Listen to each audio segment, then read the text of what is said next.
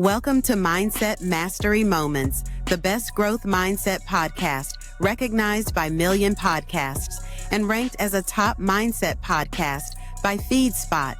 We're proud to be in the top 1% on Listen Notes. Join Dr. Alisa Whyte as we explore powerful insights and strategies to elevate your mindset. Let's dive in.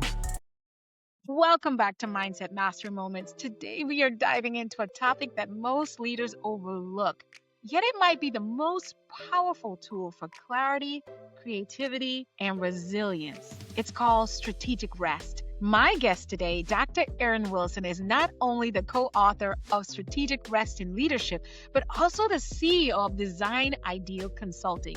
God, I'm loving this girl already. She's the leadership consultant who has worked with organizations worldwide.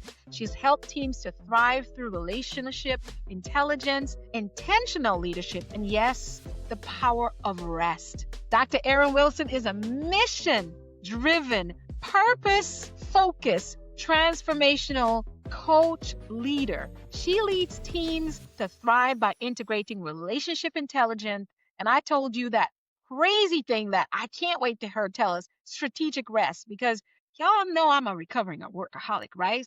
She also talks about designing your life around intentionality. As the CEO of Design Ideal Consulting, she has spent over a decade designing transformative team building experiences for organizations.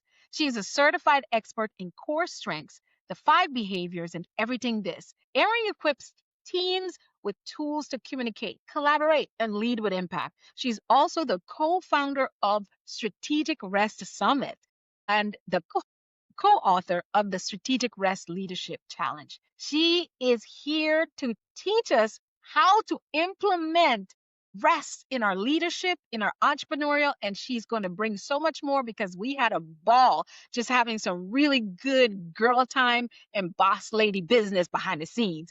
Erin, sister, Dr. Erin Wilson, welcome to Mindset Mastery Moments officially. In your own words, tell us who you are. Thank you so much. I could not be more excited to be here.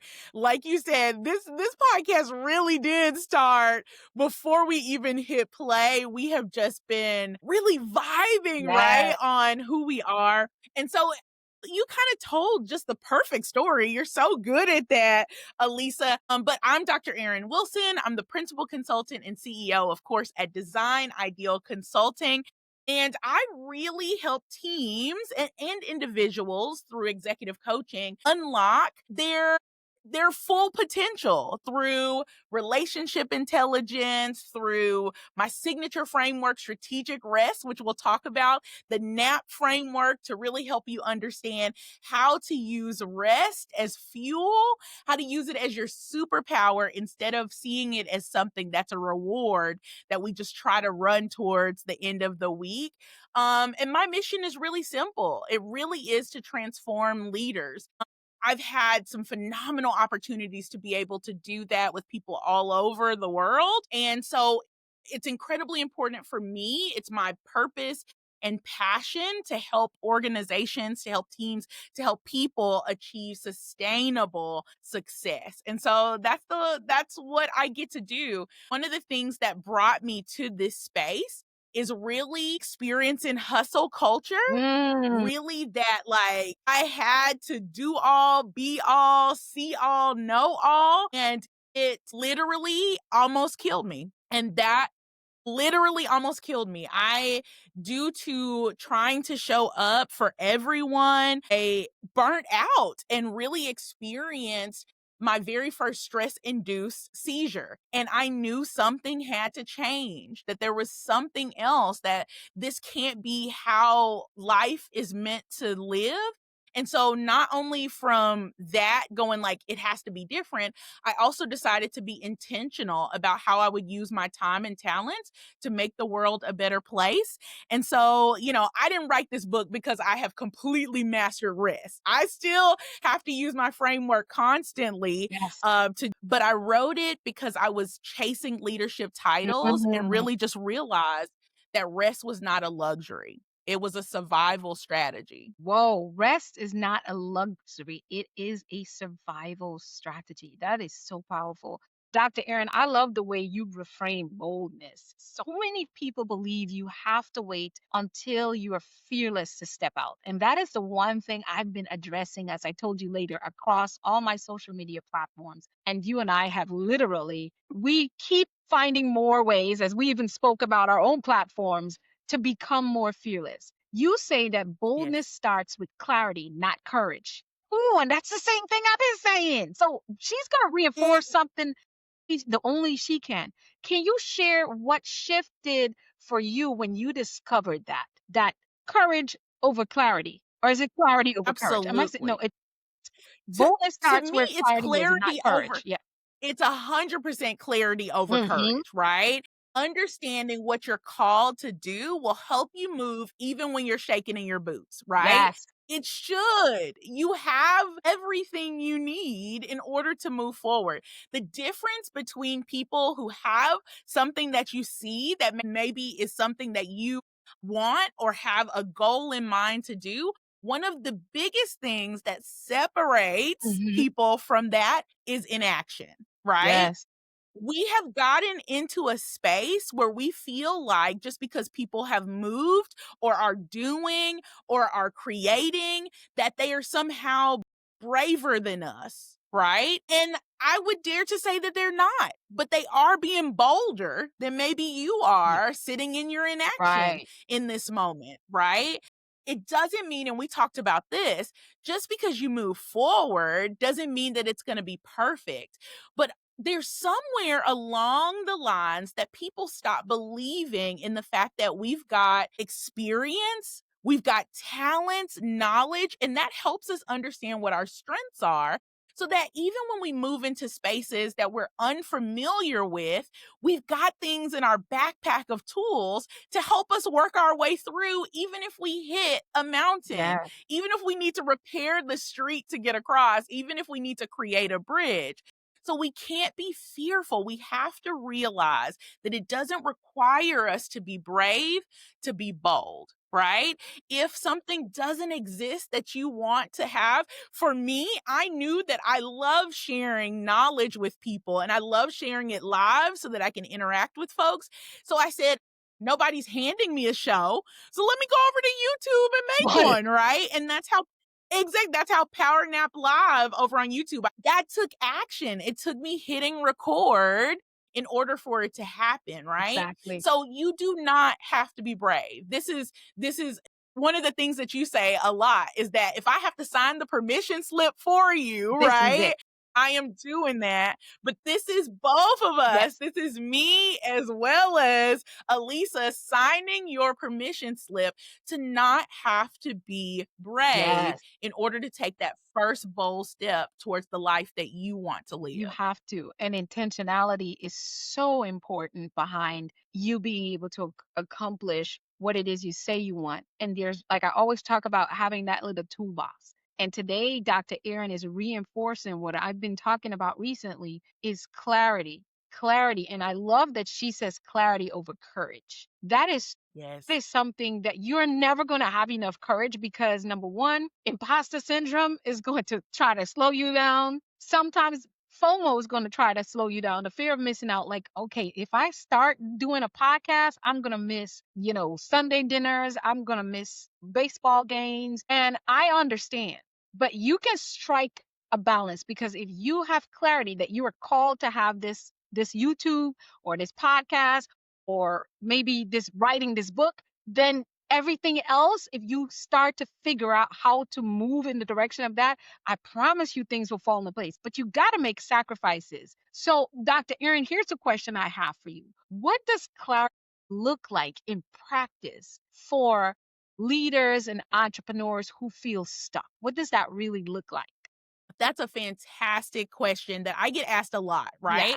So I often get people who go, Erin, Dr. Erin, like, I want to talk to you. I want to jump into the consulting space, right?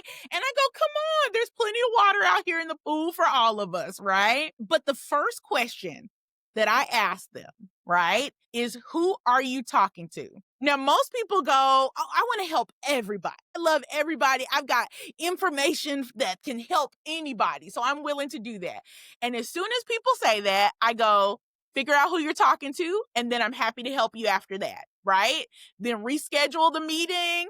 We can talk at a later date. But until you know who you are talking to, then it really does become incredibly hard for you to have clarity, right? For me, I know that I am talking to leaders who have not yet understood how to tap into the unique skills, the unique strengths that they have. For me, it was life changing to understand the positive psychology of understanding that I didn't have to be good at everything, right? I only needed to be fantastic at the things that I'm naturally great at, and I could build a life, a career around that. Right. And so that's incredibly important for people to be able to do. So if you're a leader who's looking for that, then we're going to have fantastic Right. conversations. If you're someone who is high performing, but feels like literally there's steam about to come out of your ears because you're about to burn out, then I'm someone that you would talk to about how to integrate a strategic rest into your life so that you have the space to do the things that you want to do and show up as the best version of yourself, Right. right? So outside of that, if those are not the people, then you've got to know who you're talking to, or you're just yelling out into an abyss, Yeah. right? So that's the first stage. Who are you talking to? Who do you want to help? Who, if they hear your message about your experience, is the person that will be transformed?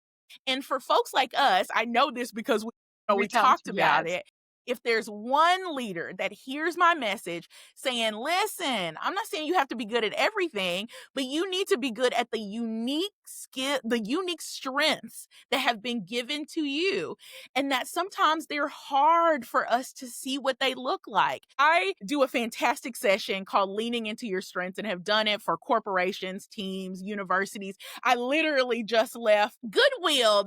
We were talking to some of their leaders yesterday and did this session for them around maximizing their leadership through understanding their unique skills and then through strategic rest, right? So one of the examples that I always give them is when I'm in the car, right? Immediately when I get in my car, I do two things. I put on my seatbelt, safety Yeah. first, right?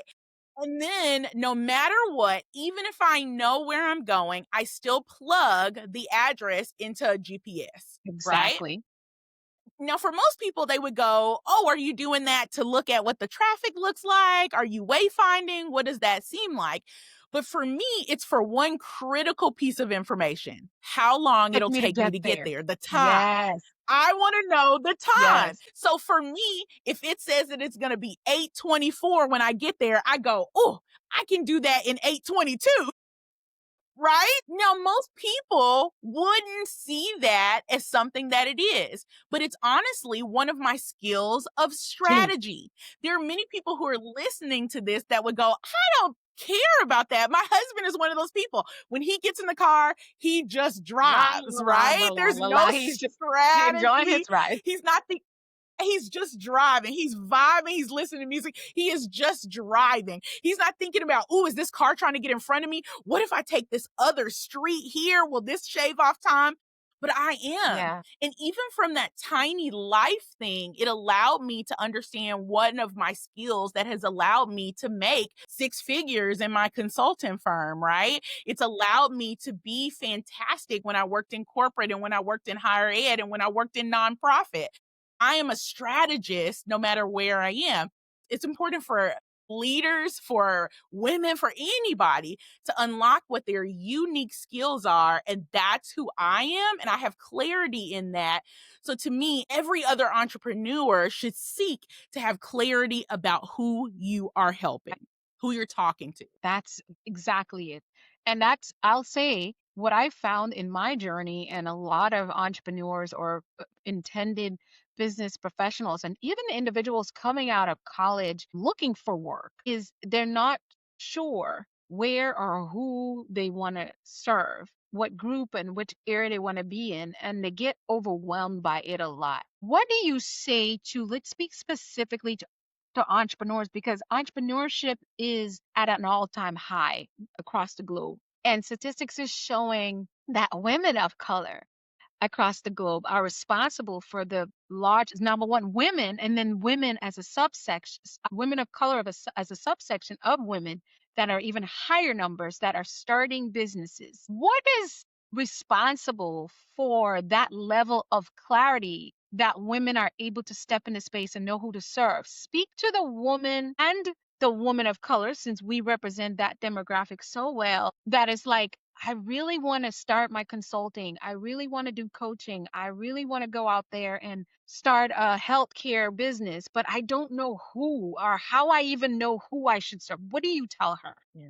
So the first thing that I would say, right, is for me it was important to find something that brought me joy so that it never felt like work. Even the moments that I wasn't getting paid for, there were now I can charge people thousands of Right? dollars Exactly. to go and talk and to go and to consult and to come and do engaging and phenomenal sessions with my effervescent energy, Right? right?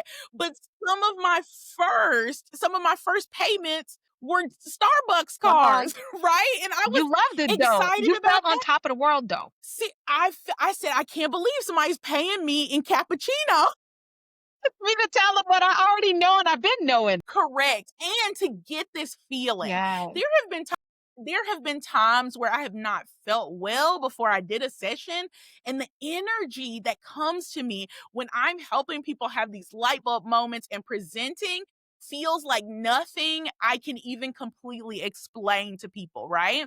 So the first thing is, what is bringing you joy? And one of the things that I have to talk about specifically, especially when we're talking to women of color, is we tend to be good at a lot of stuff. Yes, Okay. we A lot do. of it. Yes.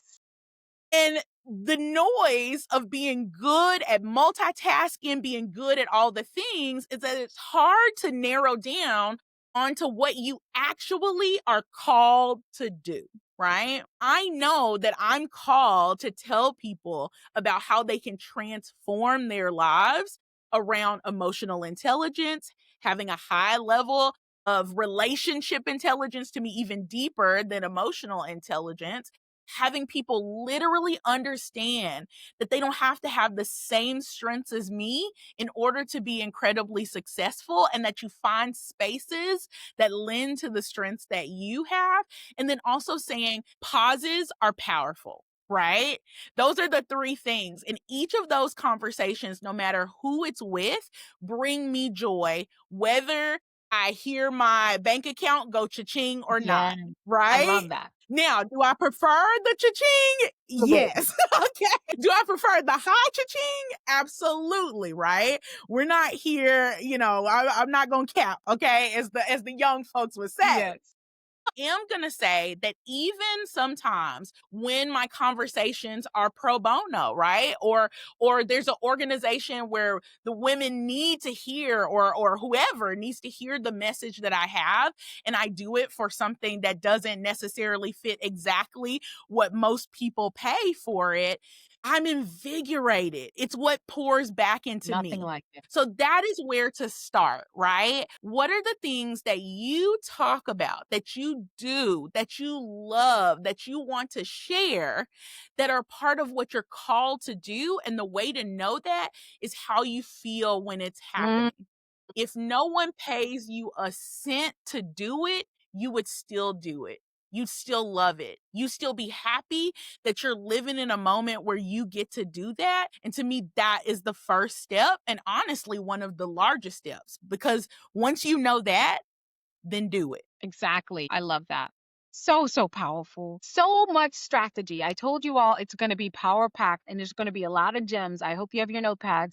I know there are quite a few of you checking in on LinkedIn.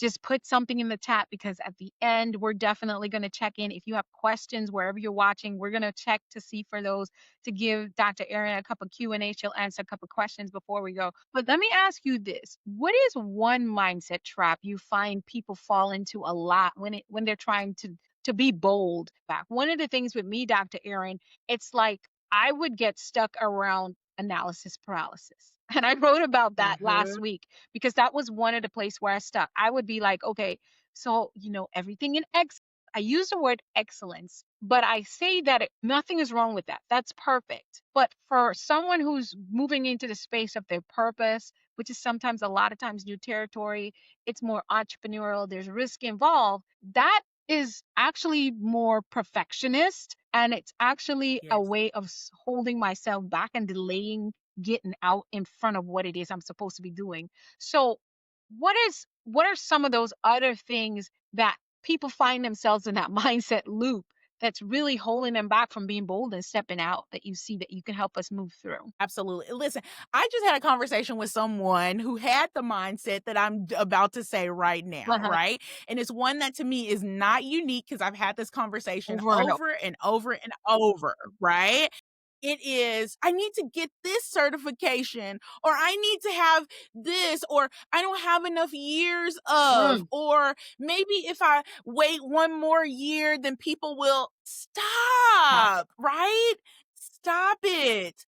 There are other people around you who every day you consume their content, you read their books, you see them on TV, that never worried once about whether or not they were qualified to tell you the And they're information that they are telling you it's telling just their you. experience for It's one just their time. experience. It's just their Yes. experience. So what discounts you from not just sharing your experience, right?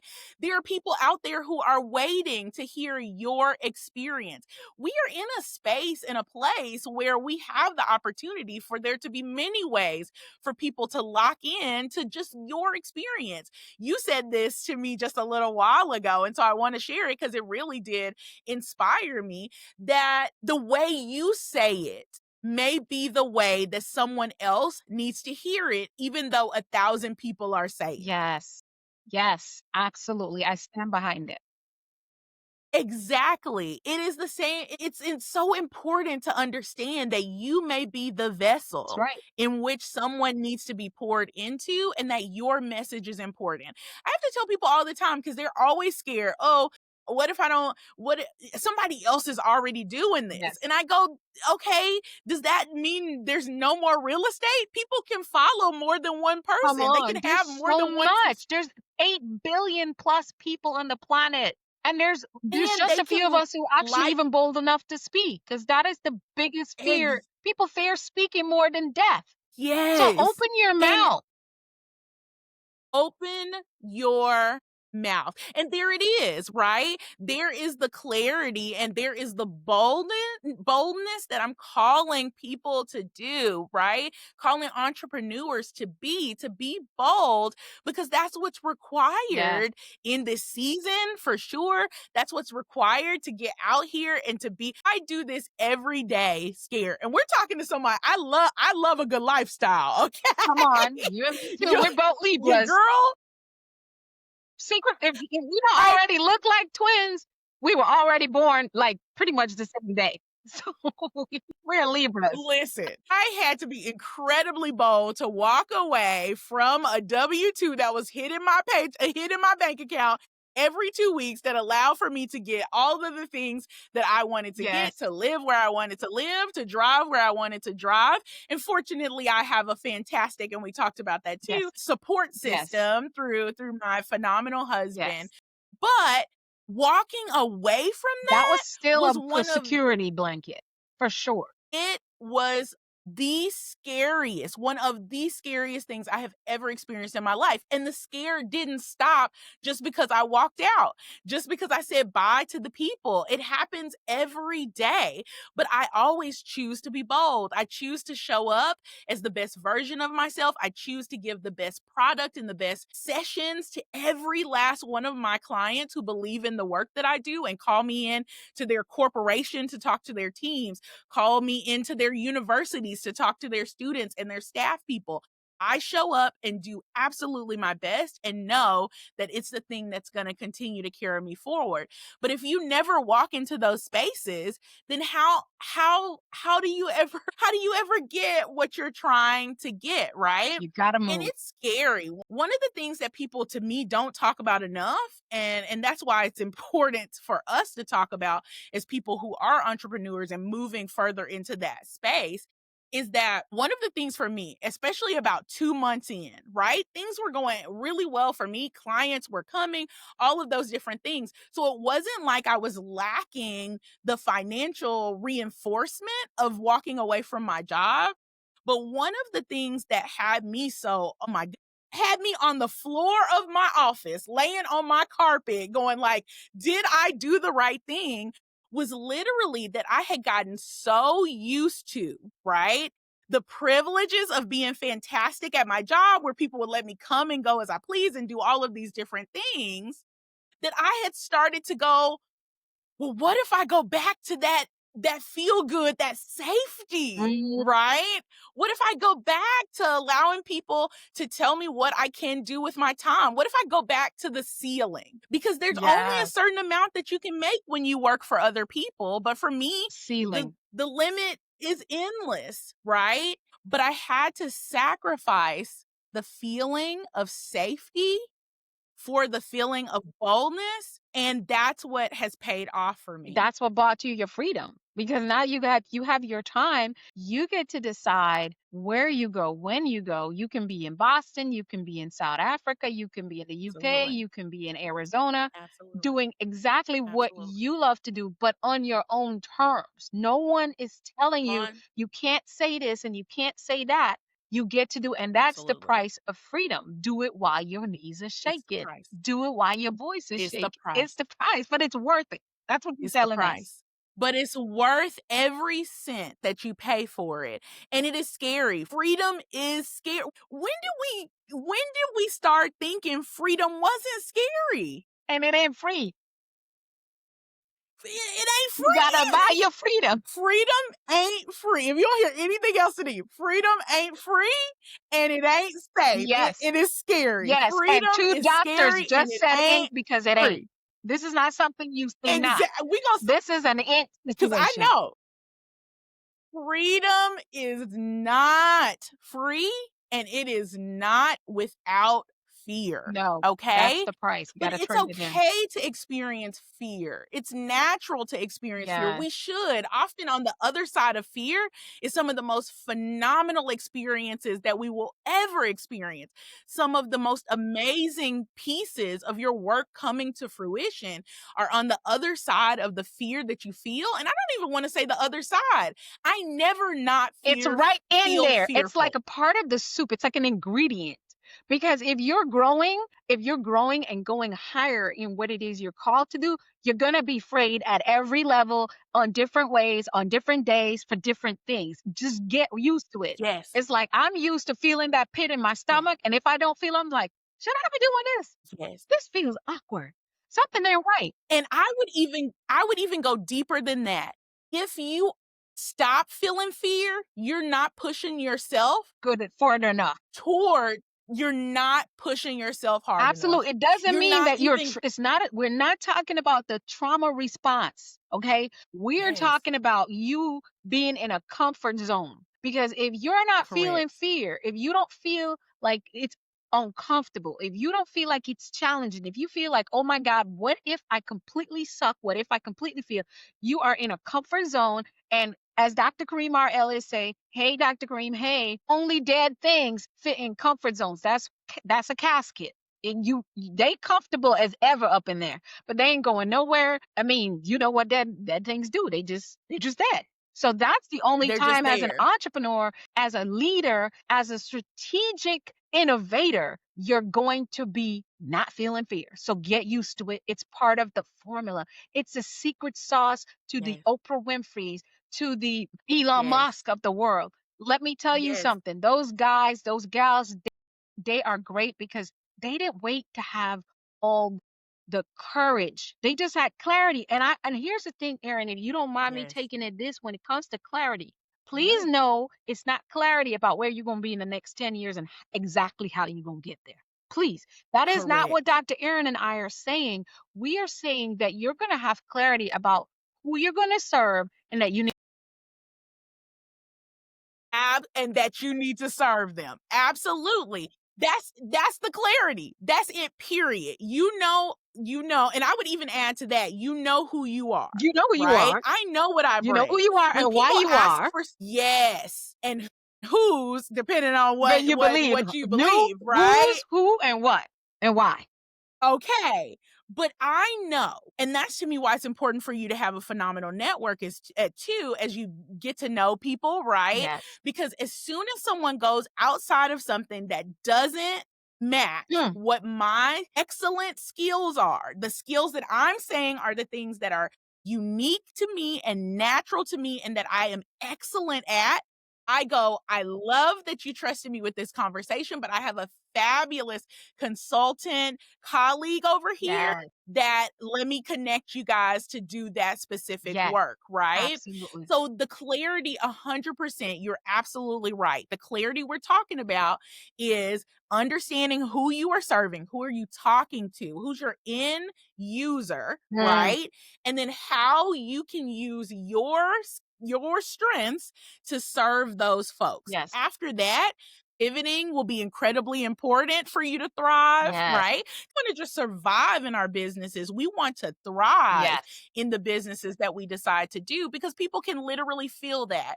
When I go and do facilitations and sessions with people, one of the things that I get the most when people come, of course they go, I had the best time. We laughed. That went so fast. I was not looking forward to doing professional development training. And this hours felt like minutes because you're that fantastic, right? Yes. But one of the things that people come to me and say, and that's the one that hits me the hardest, is I can tell that you love this. Yes. And if when you are doing the work that you do, no matter where, I'm going to even say, even if you're doing it for a W-2 Come at this on. point, right? Yes. Yes. Because I've been At there. this point, right? Okay, because that's up to you whenever you decide to make that to choose bravery, right? And sometimes you don't have to. Both of us are people who Done both. hybrided. Yes. I didn't just jump straight out. Come I on. had clients.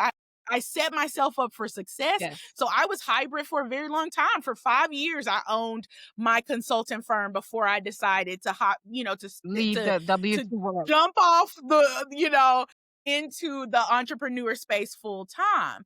But if people can't tell, especially in a space where you get to create, Yes. that you love what you do, then maybe that ain't it. Maybe that's not that. Maybe that's why it hasn't Worked worked out for out for you because you. you're only because here's the thing, and Dr. Erin, we talked about this before we got on the podcast about people just only taking guidance from what they see in mainstream media and not going with the intuitive guidance of what God has called them to do and how he's called them to show up in this season. Yes. And that's the thing Yes. about uniqueness. Like, there's no one that pulls a note the way Mariah does. Even though Whitney goes Yes. high and Mariah goes high, you know the difference between a Mariah and a Whitney because they're too busy Yes. being Whitney when it's time for Whitney and Mariah when it's time to be Mariah. And we love them both. And Yes. we spend money to go Yes. both their concerts and buy their CDs Yes. because there's enough Yes. people. But when the only reason they are doing so well,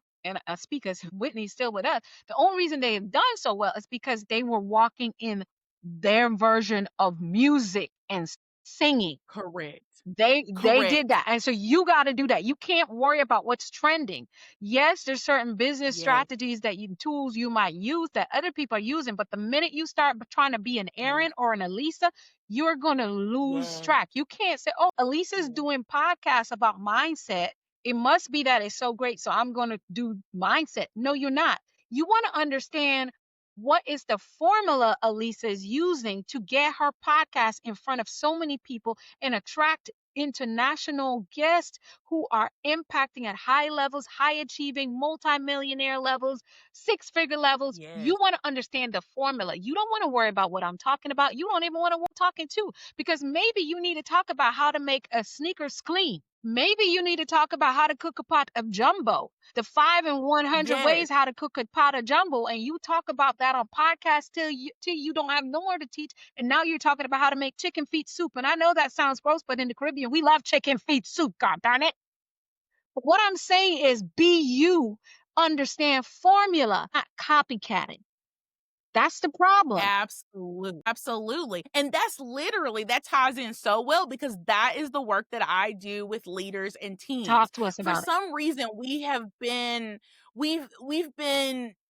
tricked into thinking that we have to follow a blueprint for the way that success exists, right? Bring that. And that's not it's just not the case. There are things that you should look over into somebody else's lane, learn and glean, but ultimately stay in your lane. I talked about that literally last week on my on my you're making me say It is your podcast because that's the podcast. case. Yes. But on my YouTube show, which will now be a podcast, of course, because Doc told me I got to move into Gotta that move into space. But I literally talked about that, staying in your lane. Mhm. It's okay to peek over and see because sometimes that keeps you safe. You learn things from looking, Yes. but your lane is your lane. And oftentimes, if we're spending so much time trying to look into other people's lanes and see what they're doing, we miss time building who we are. Yes. People bring me in to do sessions because my brand of energy, my excitement, my knowledge is mine. Yes. Erin is the only one who can do that because I'm uniquely Erin, Yes. right? And so helping leaders understand what they do uniquely and then take that to levels of excellence is what assessments that I use, like core strengths, total SDI through my consulting firm, that's what it does, Ooh, helping you understand and then ultimately moving it into how do you create and use your relationships to leverage those to get the results that you want? Do you understand how you are motivated so that you're able to advocate for yourself in spaces? Do you know how you experience conflict, right? Because lots of people don't, and most people don't even know the difference between conflict and opposition, which is one of the things that I talk to leaders about. What are your strengths and how do people perceive some of your strengths when you overdo them? Those are all things that I talk about with my executive coaching clients and specifically with corporations, universities, and teams all across the country. Because self-awareness is one of the most important strategies we have. And I truly believe that self awareness is also one of the pieces that allows you to jump into that bravery piece come on. as you're moving forward. I love that. I love the way you serve, and that was what was so attractive about your work when we first connected. And I was like, this needs to go as far as it can. So if you all are listening here, we do have Dr. Erin's website. You can check it out here at designidealconsulting.com already and see how you want to connect with her.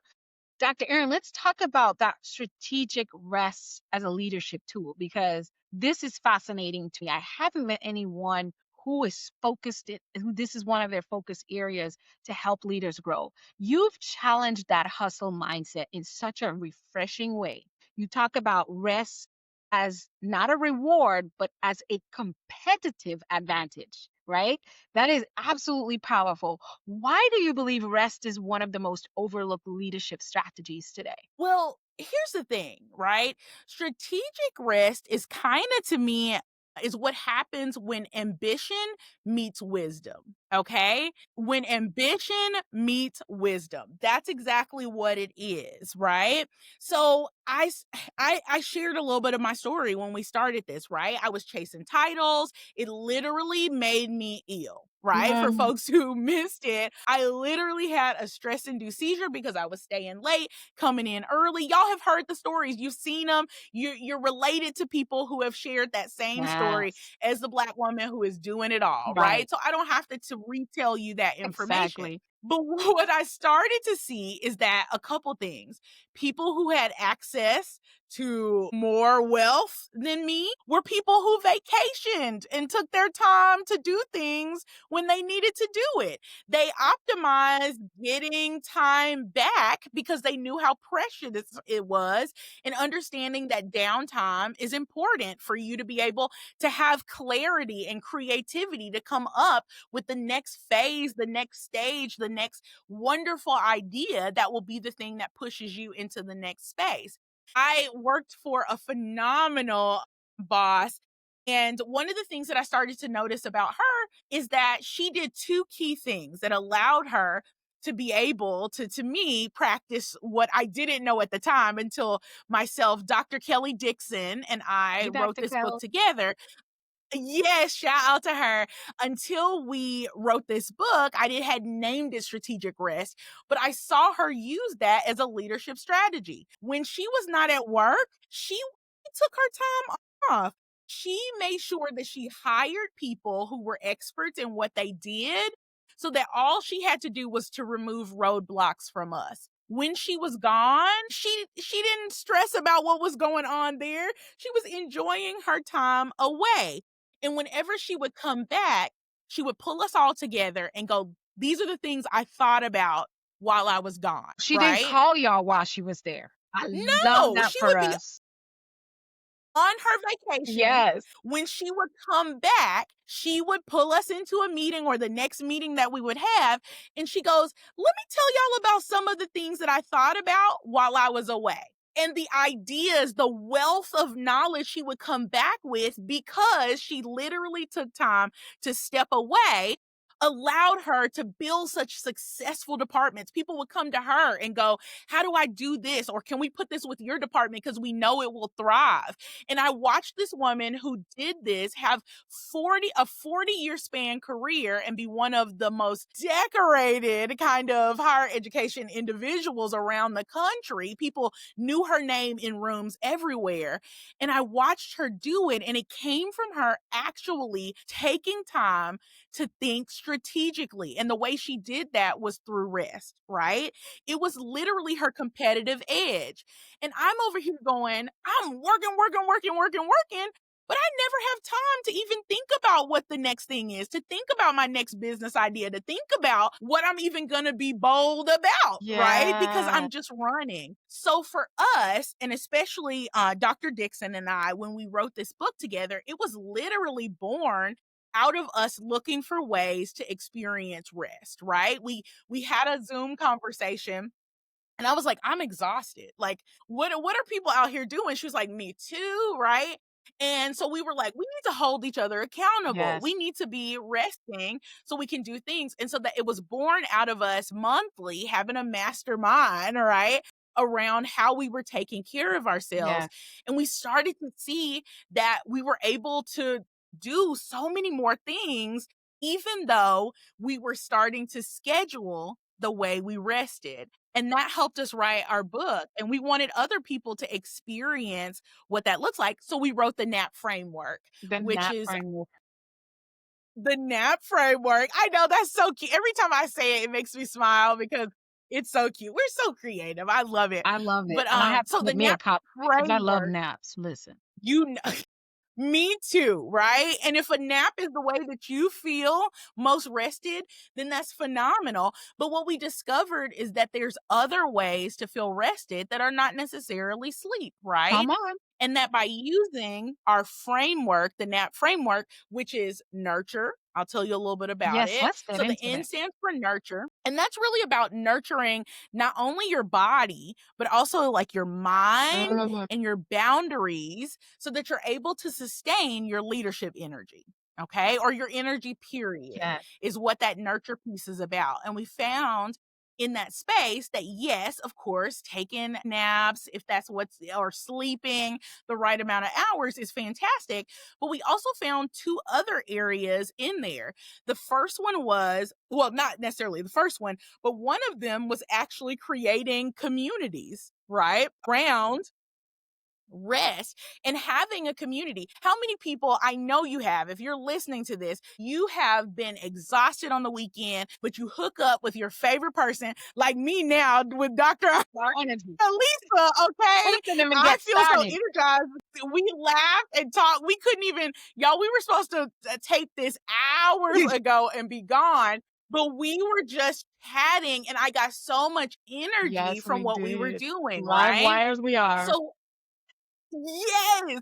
So if you're not surrounding yourself in a community where you're able to be around people that also, when you hook up with them, when you vibe with them, even just sitting sometimes in the same place with them, working on your goals or whatever it is, that you're not gleaning energy. The second piece of that is learning. Oftentimes we undervalue that learning can be a huge part of how we can feel rested, right? Yes. I went to a DJ class a few months ago. I Yes, was you telling did somebody it. about I that. And love that.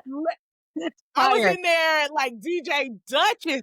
And before I went, I was feeling like, I was like, oh, why did I sign up to do this on the weekend? Like I wanted to rest and all kind of stuff. The minute I got in there, the music started, I started to learn about, first of all, if there's any DJs in the chat, please let us know. Yes, I was Drop looking an for it. emoji because Yes. y'all's job is hard work, You got the okay? respect for the But DJ. I never attempted it, but it looks fun. it is tough. I don't know how they do it. And then people come up and request stuff and they're listening to like the RMPs and all kinds of stuff. I'm probably saying that wrong.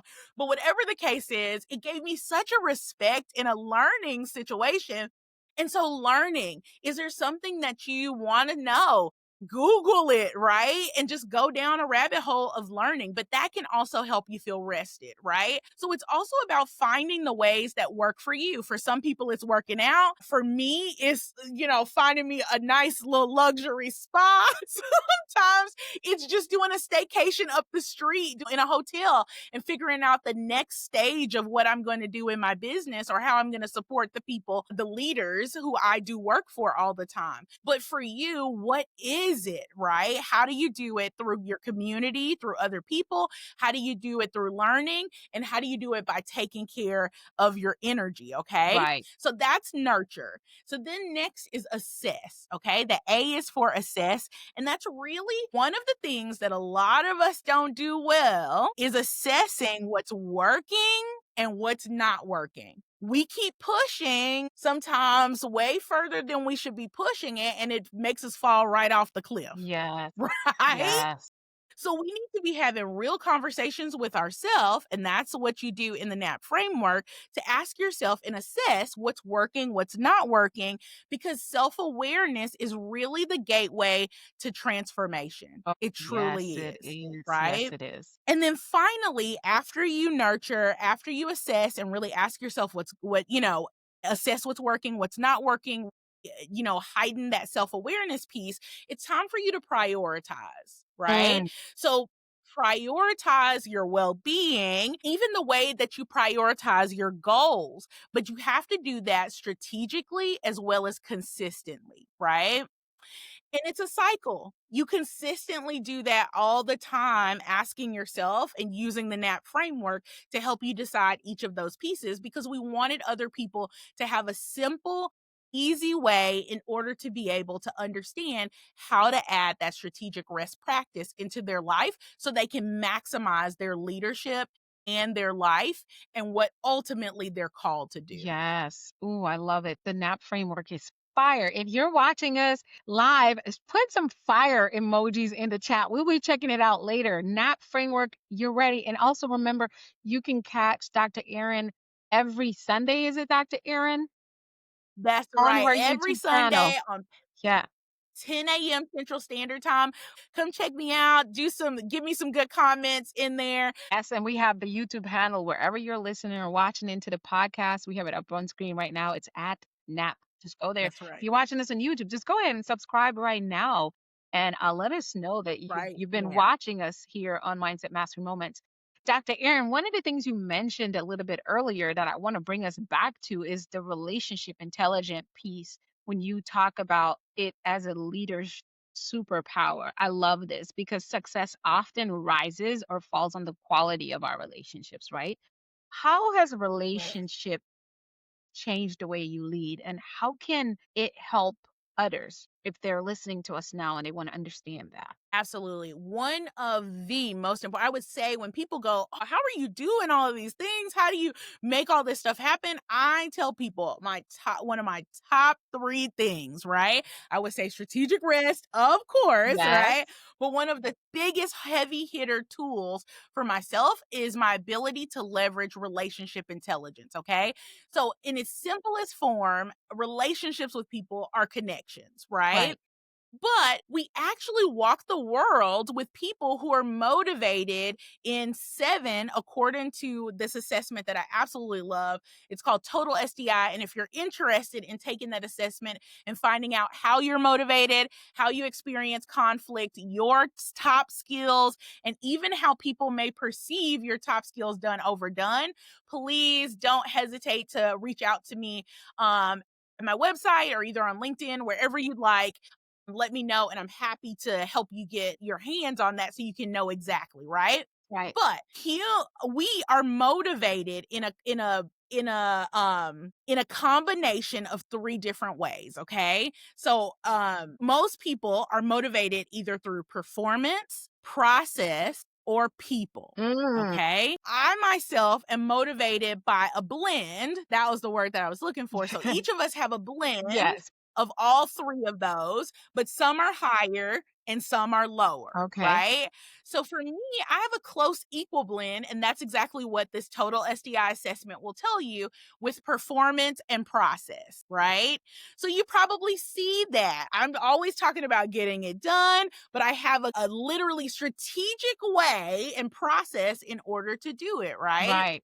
Now, let me tell you why this is incredibly important through an example of myself when I was working back in higher education. Okay. So I was a senior leader in higher education, and one of the people that worked for me, I had never experienced anyone who didn't enjoy working for me. Now, if there's somebody out there who's worked for me and you didn't enjoy, this is not your You're the time problem. to come and let us know. Okay. No, they were But the for the problem. most part, If you don't enjoy working okay. with a Libra, you're the problem.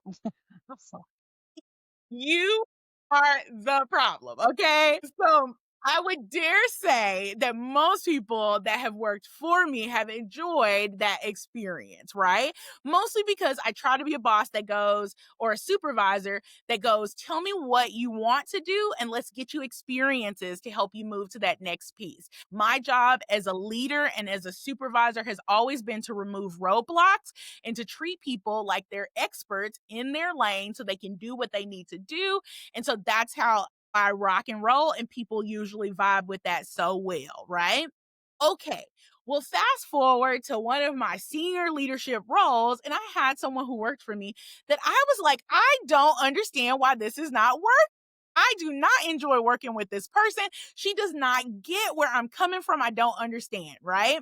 So enter this assessment that several of us were taking. So total SDI came into my life at that time period.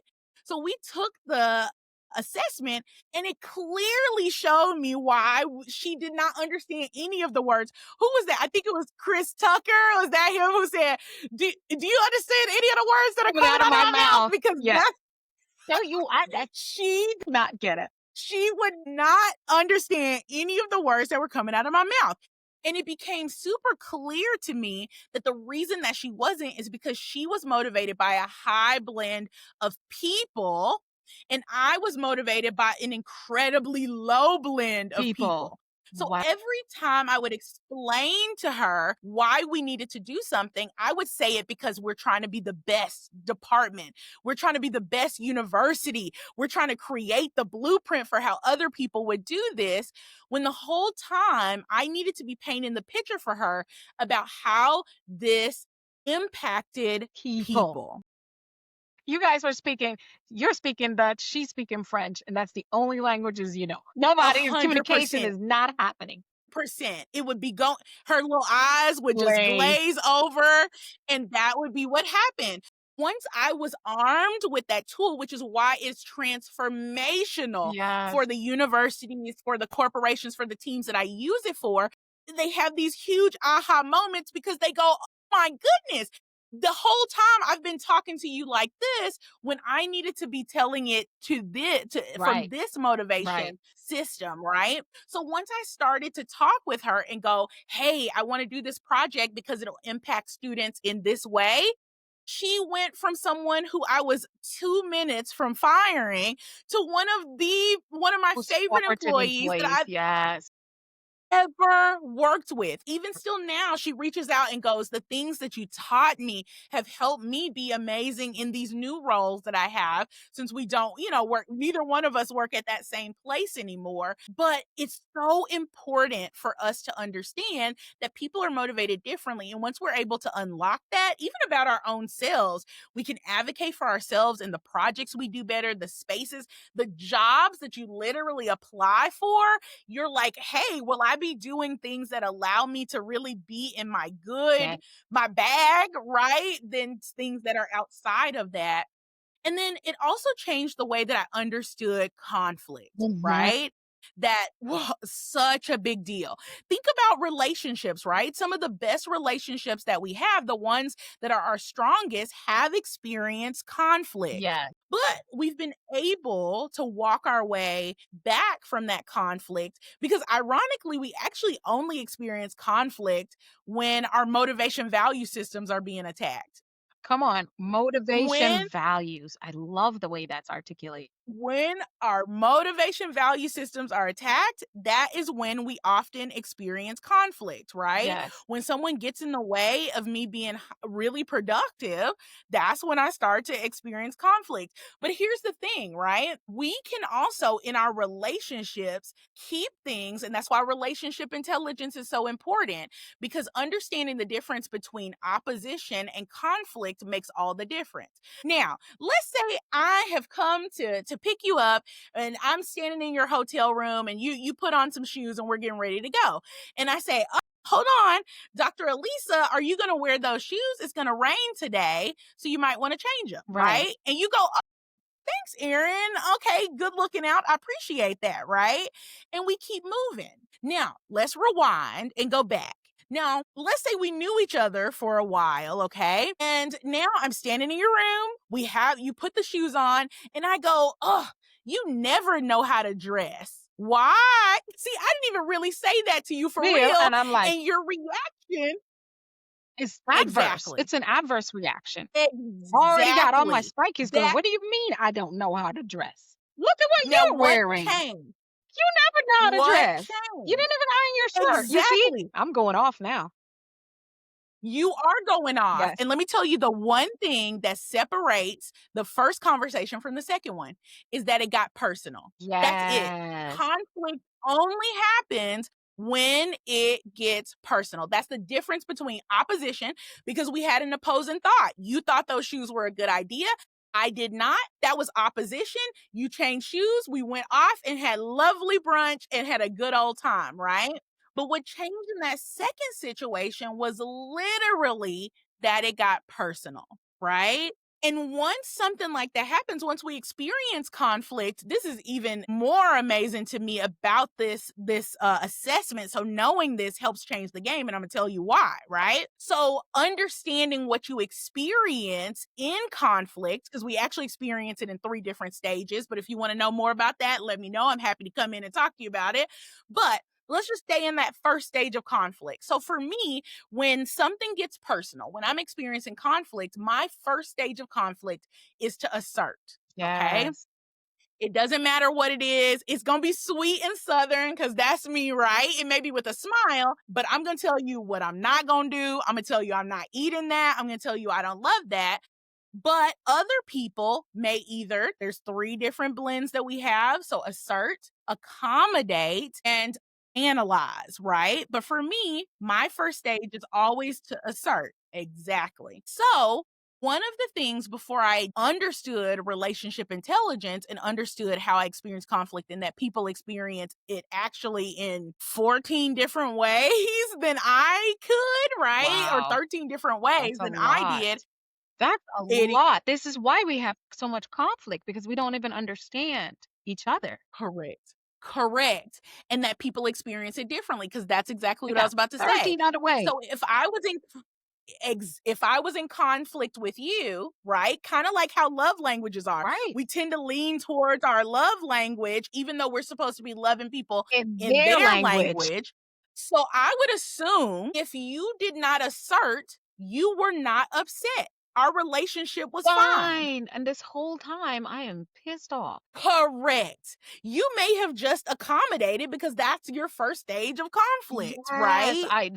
I check with people like that. I feel like anytime you don't, I don't, this is why I Uh, do the check. I'm like, are you, and it doesn't mean they've shown me anything, but I'm like, if I notice you were going to say something different than what I think, or your eyes just move, or I just hear silence, I'm like, are you sure you're comfortable with this? Because I want to make sure you're okay. Because a lot of people Absolutely. are more, because society has forced us to be accommodating. I Mhm. think most people are not naturally accommodating. We programmed to be accommodating. Does that sound right to you? Mm. Is that science? Or do you think that a lot of people just That's are? a lot of people actually just are. I mean, this assessment, total SDI, the one that I use, has been done by millions and millions of people at this point. I think maybe close to 7 at this point. So I would say that there are quite a few people who naturally accommodate, and it's Well, how not a bad about why thing. when we were kids we weren't naturally accommodating? Can I borrow your can I play with you? Like, no, mine. So this is why Really think you see what I'm saying? Like I we truly think became that, that but we aren't as humans naturally accommodating. Like we're programmed to be. So it does become natural, but it's not our first nature. Our first, yeah. that's why in the back of my mind, it's like, Now listen, I want you to think back. I want you to really think back to the play yard, yeah, okay? Because while you may have gone, I don't want to do that, think about all the other children who went home and told their mom that this person snatched something from me, or they pushed me, or they did this and they didn't do they anything. did right. My uh-huh. So my guess is that yes, your first stage of conflict may be to assert, but there are lots of people around us that Did naturally not. That's true. correct, Yeah, right? we're Or they arguing. may have I'm not arguing. We're having a difference in opinion, but I can correct, see what you're saying because you're articulating it on a correct, level that I can understand. We went right back to the play yard that I've been playing it.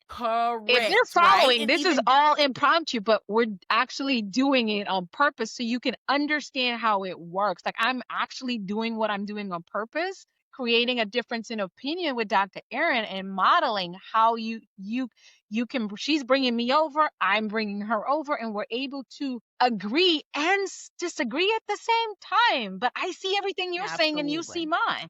But it's two absolutely sides of the same coin. of the same coin. And the reason, again, like I talked about, that this is not like going back and forth and we can have a different thought process about Yes. it is because it didn't get personal. It's just opposition, right? And when we use that in our relationship intelligence, when we're good stewards and good practitioners of relationship intelligence, you can literally use relationships in order to get the results that you want. And that's a big piece of why it's important. Don't get me wrong, there are phenomenal skills that to me, other people that you need to be a leader, right? But to me, one of the most impactful skills in order to get the results that you want, to be the kind of leader that you want, and that can lead people in a way that they want to meet the mission and to make goals is through really understanding and having a deep understanding of how to leverage relationship intelligence. And that's what I do in my consultant firm, Design Ideal Consultant, is help people understand that about Yeah. themselves and then how to leverage it in everyday life. That is a powerful tool. I believe that if we would save a lot of marriages and a lot of people will actually be able to benefit from the team of Yes. professionals around them in corporations. There would Yes. be so much because how many times we use the term I have to always be the bigger one.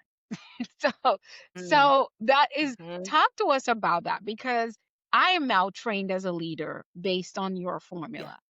However, I am not the manager or I'm not in a management role on the team. I went to Dr. Aaron's retreat.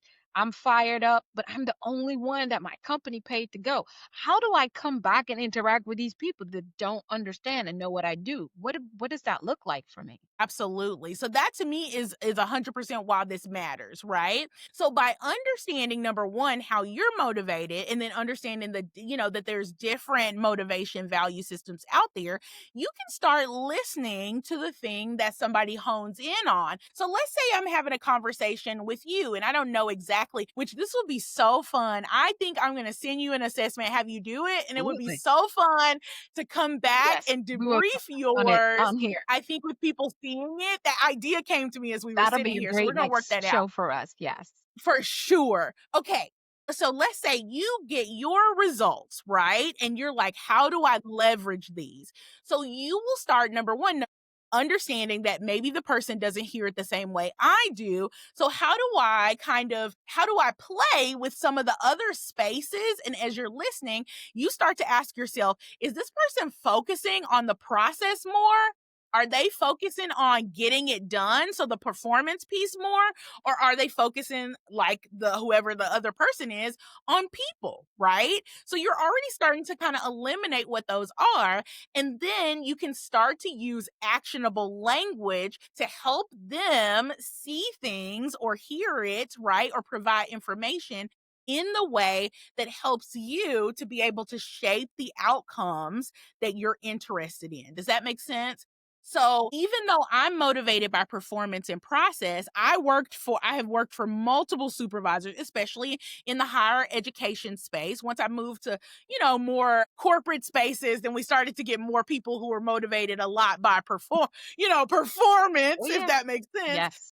But when I worked in spaces where the person was motivated by people, like I talked about with that employee, I would have to, even though I was trying to get the exact same thing done, I would need to change my language to talk about how it impacted people, how it would make the space feel, how this training would help people grow, how it would do that. Even though for me, I wanted it to be efficient, I wanted it to save us time, I Yes. wanted it to help us be the people that people called in order to do it.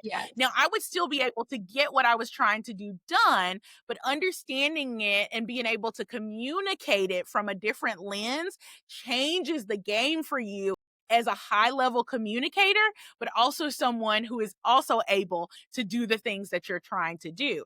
So I would say that this is just as important, even if you're not the top leader, which is why I come and do this for uh, leadership programs throughout. Like Leadership Fort Worth is one that I do this for, even for people who are mid level managers or just starting to go into management, because it helps your awareness of how to talk to different people around what that is, but also to advocate for yourself on what you need in order to thrive in workspaces. Fire. So you all see there's no excuse in you saying, what is the point? Because I hear this a lot in corporate spaces. Mhm. What's the point of them sending us and they not going? If they send Yep. you, go. So you Yep. can negotiate with your organization if you have that. Most companies, larger companies, nonprofit or else, do have some of you get Yes. a certain amount annually that you can use towards professional development. Yes. You can literally Yes. advocate if you're watching or listening to us, you can advocate Yes. that your organization work out a deal with Dr. Erin. This is just my thought. Yes. Work out a deal with Dr. Erin that you maybe and a few others on if they don't ask them to pay her for you so you can get the two. It doesn't matter. If you get it, you got it. And the thing Yes. about this, Dr. Aaron, it applies relationship intelligence apply in all relationships.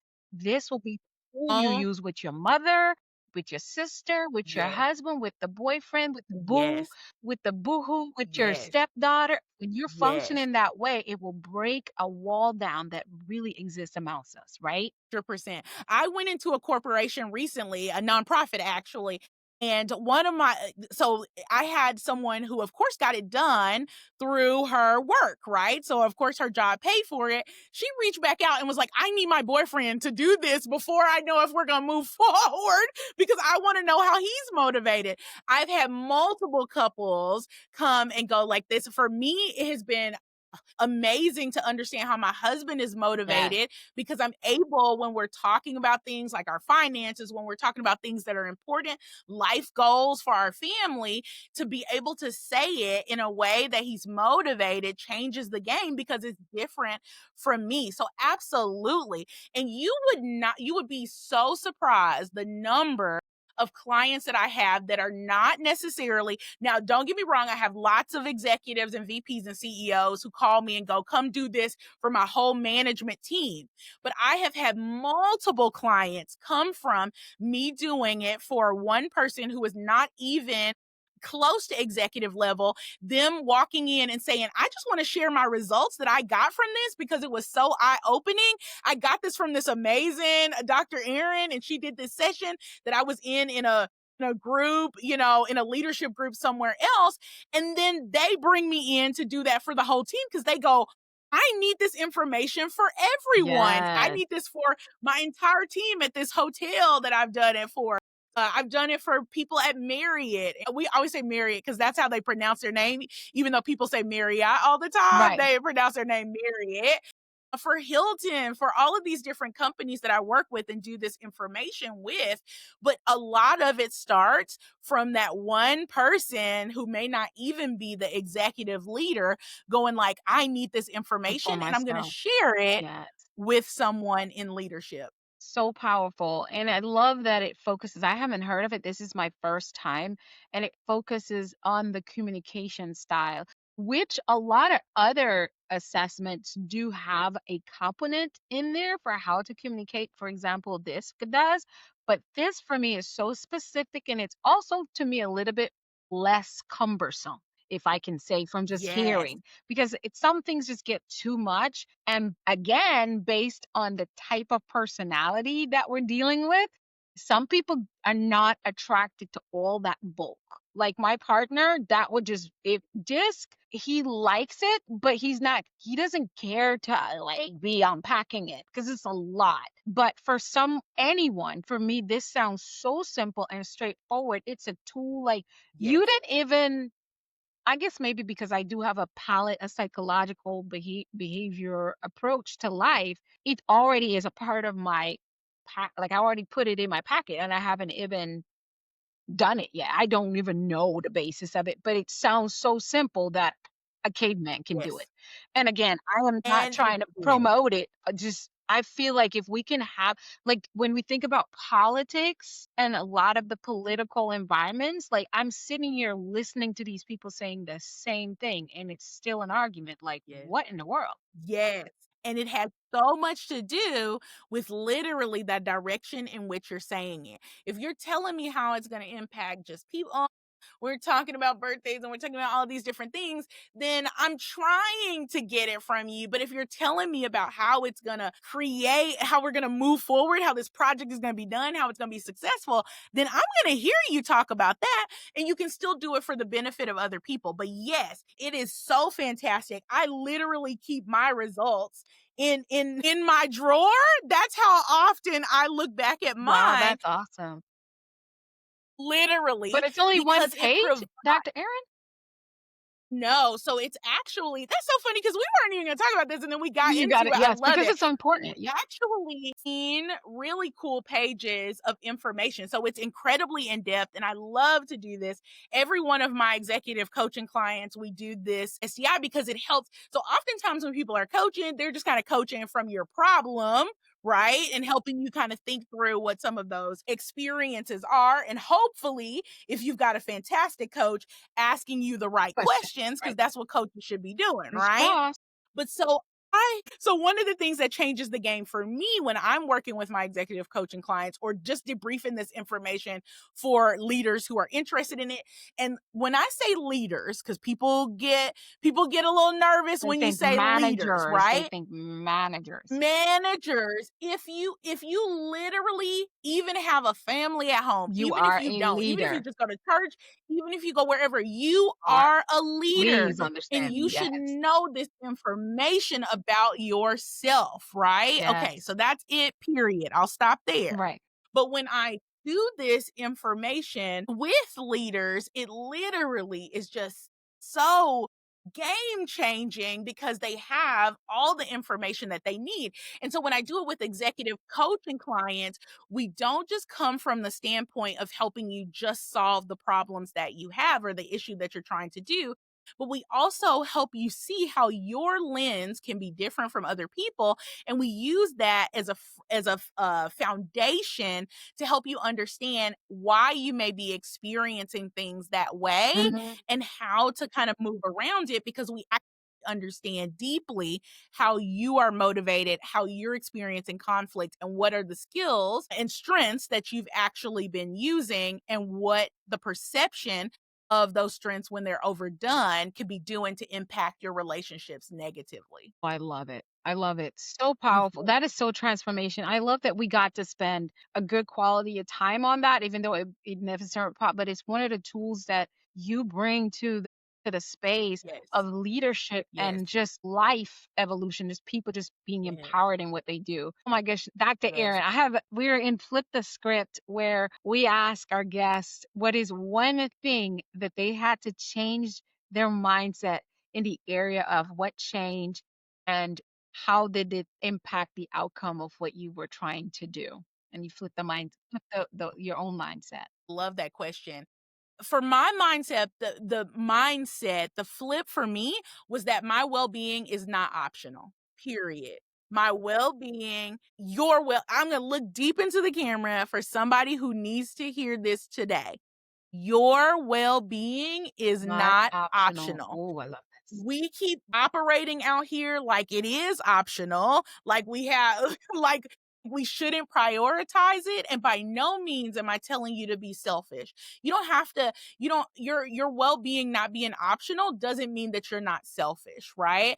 I give of myself selflessly to leaders, to different people who need me, but I always prioritize my well being so that they get this version, the best version of Erin that they can receive, so that I can be walking in what my calling and my purpose, so that they get that Erin, right?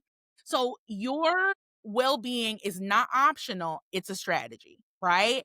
And I want people, if they don't remember anything else from this conversation, to really make sure that they rest like their legacy depends on it, because it does. It does. Your legacy depends on you being strategic with your rest. Ooh, love it. It's Absolutely. not an option.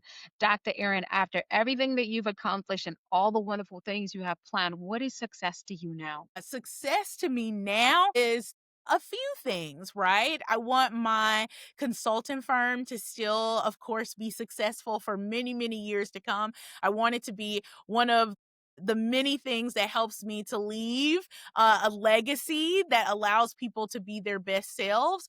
But honestly, success for me looks like constant striving to be self aware, to prioritize strategic rest for myself and give that as a gift to people who have not been prioritizing it and looking for ways to build in and pause and to protect their boundaries. And finally, it looks like success for me, it looks like finding new and exciting ways to celebrate people that honor their energy and honor it well, and also to surround myself with people that value each other and value helping each other be the best that we can be. Right. I'm going to talk about that in my show tomorrow, talking about gatekeeping, I right? can't wait How, for that. like, I think I shared that with you, talking about how surrounding yourself with people who don't gatekeep, right, is one of those undervalued relationships kind of pieces that Yes. you need in order to be a leader. But yeah, that I have like found a way to surround myself with people who are so excited about my success the same way that I will be excited about That theirs. is priceless. Priceless. Yeah. Priceless. Oh, I love that. Yeah. So, so good. Dr. Erin, we do Mindset Bites to go. It's where I step away from the video and the audio, and it's just you and the audience, giving them about 90 seconds of transformational tips that they can go with today. I am going to All right.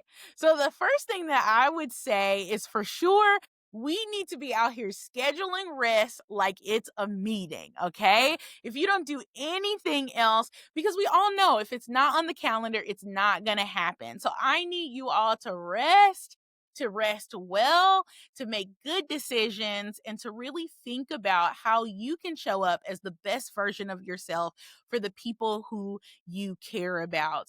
And as a leader, self awareness is incredibly important.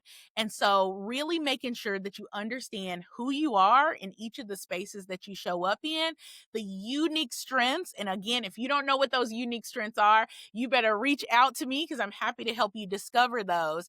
But just knowing that you have been called for a time such as this. There is no other you, and you may be the thing, right? You not jumping into the space that you're supposed to be in may make other people miss the blessing that you are. So, if you don't do anything else, I want you to realize that you do not have to be brave to be bold. Dr. Erin, you have been such a phenomenal guest. So now everybody wants to know. We've been talking about it all along because I couldn't wait till the end as we go along. What is your favorite way for our guests to connect with you? Oh my goodness. I am in building mode and creating a community there. And we're going to continue to have phenomenal. So I show up in my robe every Sunday to have a conversation with you. So I want you to be there. Also, get to know me on LinkedIn, Dr. Erin Wilson, right there on LinkedIn. And that way we can connect. Check out my website if you're interested in doing total SDI, so you can absolutely rock the game moving forward when it comes to your leadership and your life. I'm happy to do that for you and then do a fantastic debrief session. You guys, thank you so much for listening today. Listen, it was just a joy and privilege to spend this space with you. It feels like we've known each other absolutely forever. Thank you for the work that you do to uplift people and to change their mindset. You are just a joy and a gem, and I'm so glad to know you now, right? We just met today, but I'm so glad to Whole know you lives for this forever. reunion. It's a reunion. To our listeners and viewers, go to Dr. Erin's YouTube. It is at Power Nap Live. I've been subscribed there for weeks as soon as I got her details and we were connecting over getting on this podcast. So it was phenomenal. I do watch it. She is fun and full of energy. She's even better over there than she was on here today, as if you can really be better. All her information is going to be wherever you're listening and watching for this. Go to www.designidealconsultant.com. That's the hub for all things Dr. Erin Wilson. And get her book, Strategic Rest and Leadership, on Amazon. Get her.